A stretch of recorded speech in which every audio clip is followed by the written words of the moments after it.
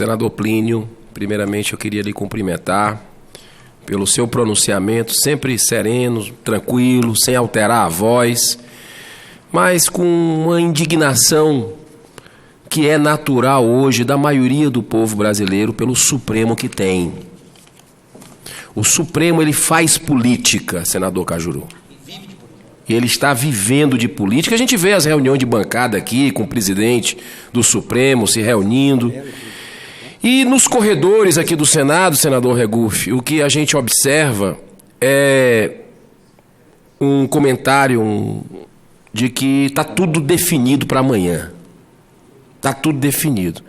Mas eu sou um cara otimista, eu sou um cara esperançoso e acho que esse eventual combinado amanhã, que vai soltar, que poderia soltar 196 mil pessoas, criminosos, sejam eles pedófilos, traficantes, estupradores, sequestradores. Eu espero, sinceramente, que amanhã aconteça um milagre.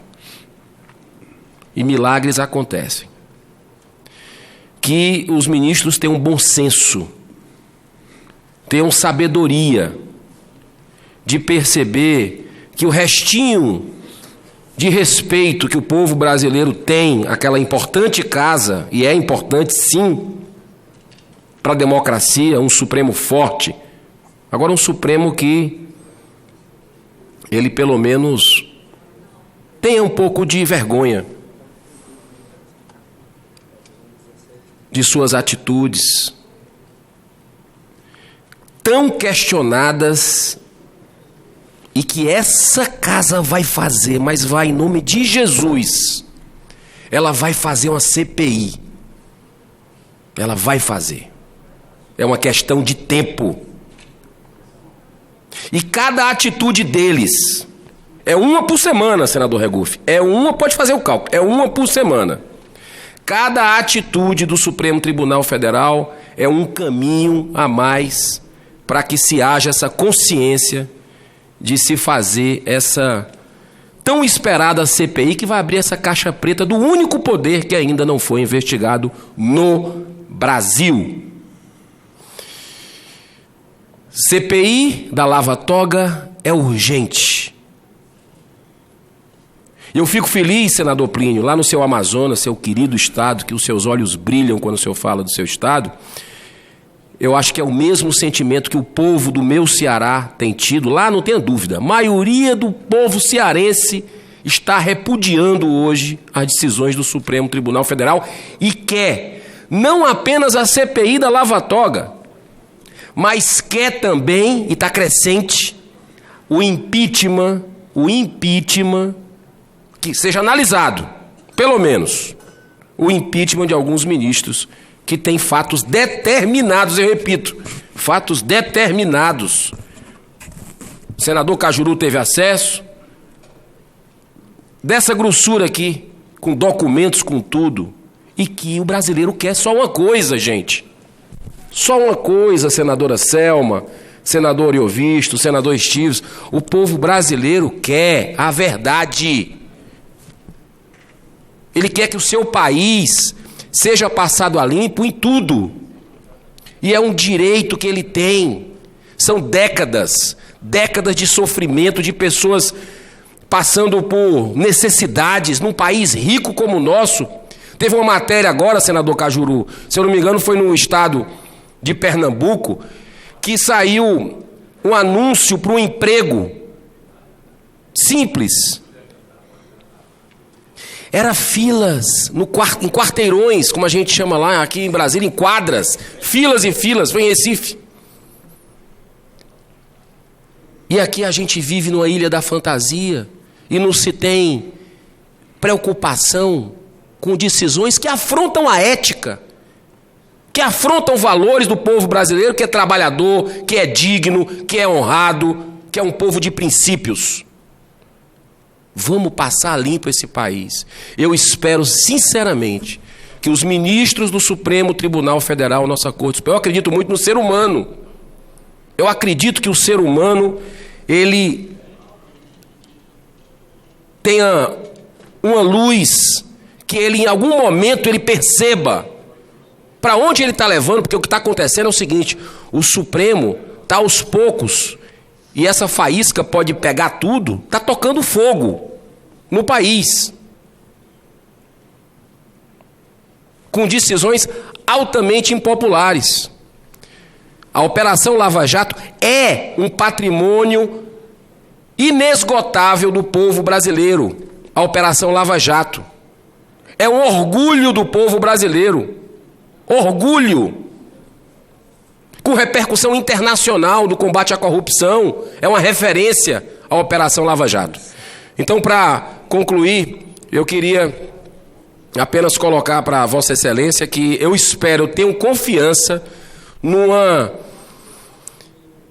percepção da humanidade dos ministros do Supremo Federal, Tribunal Federal, para que possam ter uma decisão com sabedoria. Amanhã o Brasil está de olho no Supremo Tribunal Federal sobre essa decisão de segunda instância, que não vai beneficiar, não é só ex-presidente condenado por corrupção, não.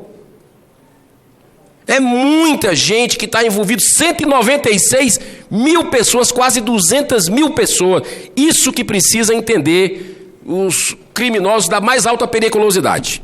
Que Deus abençoe o Brasil e que estejamos aqui apostos para ver o bem e a ética triunfar. Obrigado, senador Girão. Senadora Zenaide, eu peço permissão para ouvir o senador Regufe e depois 1 minuto para que eu possa encerrar o meu discurso. Senador Regufe, por favor. Presidente, senadora Zenaide, senhoras e senhores senadores, nós estamos à véspera de mais um julgamento do Supremo Tribunal Federal sobre a prisão após julgamento em segunda instância. É a 6ª vez que isso acontece dentro do curto prazo de 10 anos. Desde 2009, o Supremo já se manifestou 5 vezes sobre essa questão, inclusive alterando a jurisprudência, meu companheiro senador Mar, 5 vezes. Fica para o país a imagem de algo como o que eu chamei em maio passado, senador Stives, de jurisprudência flutuante. É a ideia de que todas as decisões judiciais a respeito de temas de extrema relevância para a vida dos brasileiros podem, por um capricho de alguns ministros, mudar de repente. Bastaria para isso a posse de novo ministro ou uma alteração de humor de outro já em exercício. Pior ainda, fica no ar a terrível suspeita de que ponderações de natureza política poderiam influenciar essas radicais alterações. Informa-se a propósito que um dos ministros efetivamente mudou 2 vezes de posição. Até agora, nada disso contribui para a imagem de uma Suprema Corte regida por princípios normalmente associados ao Poder Judiciário, como a prevenção da estabilidade e a absoluta imparcialidade dos julgados. Senador Girão, senador Regufe, a primeira vez que o Supremo Tribunal Federal foi apelado a interpretar o inciso 57 do artigo 5º da Constituição ocorreu em 2009, quando advogados de um fazendeiro acusado de tentativa de assassinato recorreram à corte contra um pedido de prisão do Tribunal de Justiça de Minas Gerais, invocando justamente esse dispositivo constitucional. Ao analisar o pedido de habeas corpus, os ministros decidiram mantê-lo solto até a análise do último recurso possível. Em outubro de 2016, 2 ações protocoladas no Supremo, uma pela OAB do Brasil, pela OAB Nacional, e outra pelo Partido Nacional Ecológico, que é hoje o atual Patriotas, e novamente mudou de posição. Por 6 votos a 5, a Corte entendeu ser possível a prisão após a condenação de 2º grau, embora a decisão fosse sobre um caso específico. Juízes de todo o país passaram a usar o entendimento para proferir mandado de prisão de condenado na segunda instância. À época, votaram a favor da prisão em segunda instância os ministros Edson Fachin, Luiz Roberto Barroso, Teori Zavascki, Luiz Fusco, Gilmar Mendes e Carmen Lúcia. Já Marco Aurélio, Melo, Rosa Weber, Dias, Toffoli, Ricardo Lewandowski e Celso Melo votaram contra. E aqui a gente vai elencando essas mudanças, o que eu chamo de jurisprudência flutuante. Em abril de 2018, nova mudança. Negaram um pedido de habeas corpus do ex-presidente Lula. Aí a ministra Rosa Weber votou contra o habeas corpus, agora não sabe como ela vai votar. E houve novas tentativas de se colocar o tema em discussão no Supremo, sempre acompanhado de agitação política e de movimentação partidária.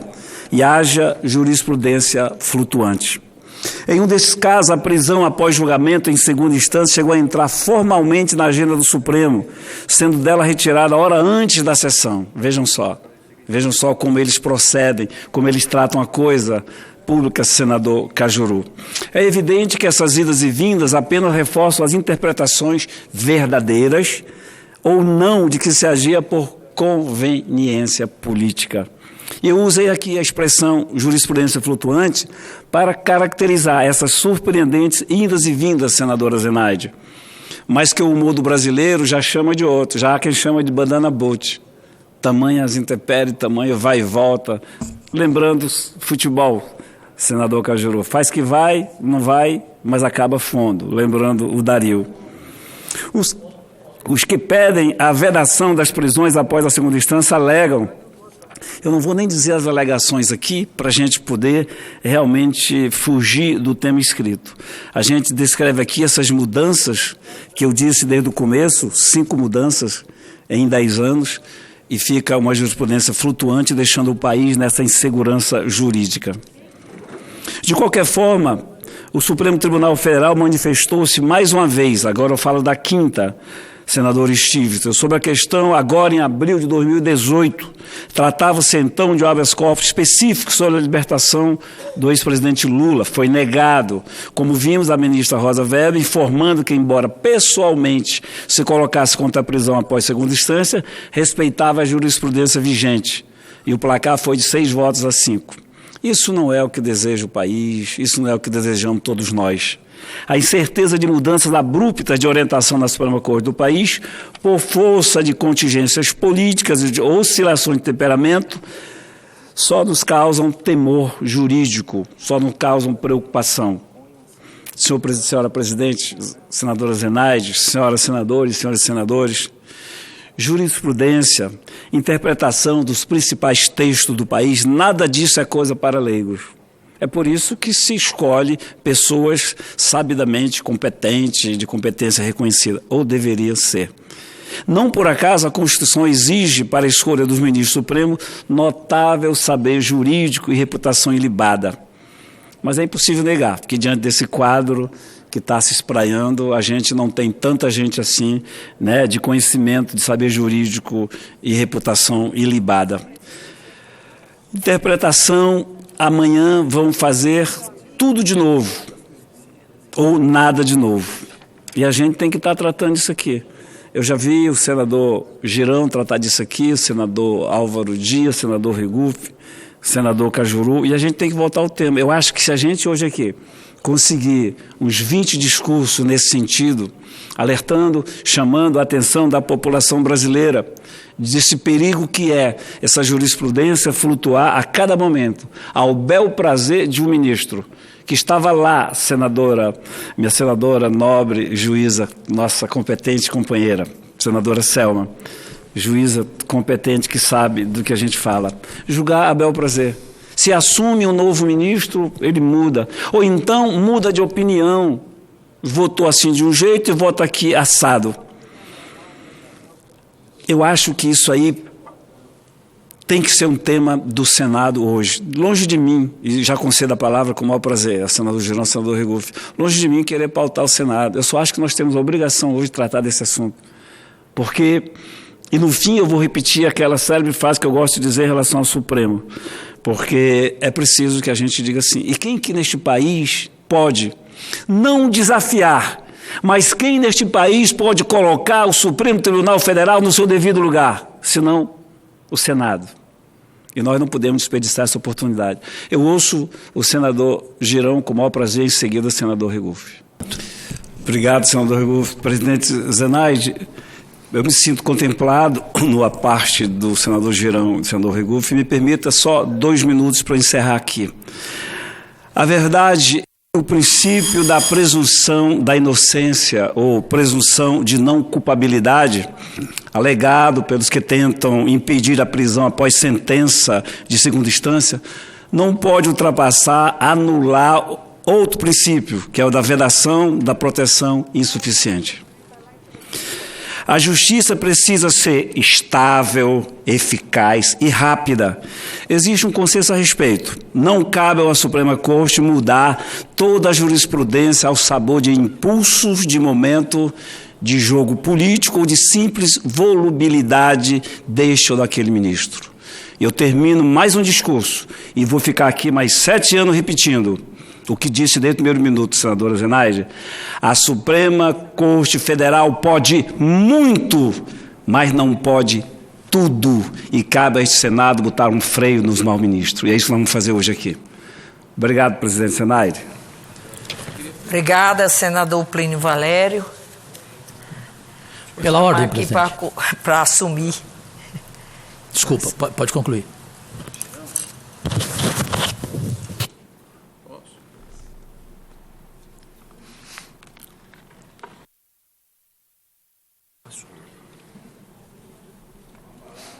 Pela ordem. Pela ordem, então, senador Cajuru, em seguida, a senadora Zenaide, que já está a postos para a sua fala.